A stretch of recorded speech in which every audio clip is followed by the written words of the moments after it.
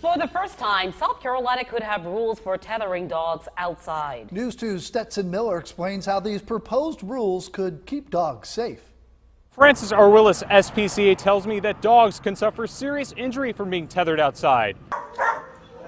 A special panel set up by the South Carolina legislature has proposed new rules for dogs that are tied to the ground.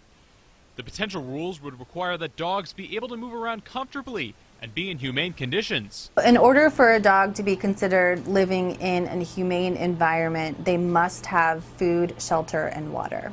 And the proposed ideas would allow law enforcement to penalize dog owners who aren't following the rules.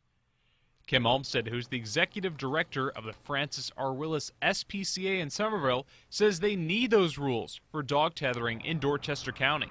There's a lot of back roads in rural areas, and unfortunately there's really not a lot of regulations because there's nobody out there all the time.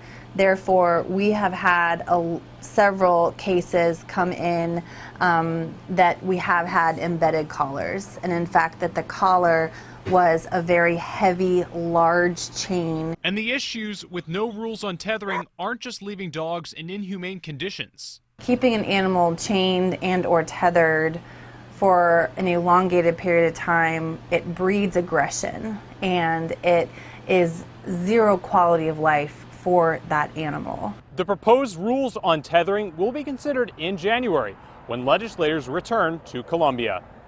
In Somerville, Stetson Miller, News 2.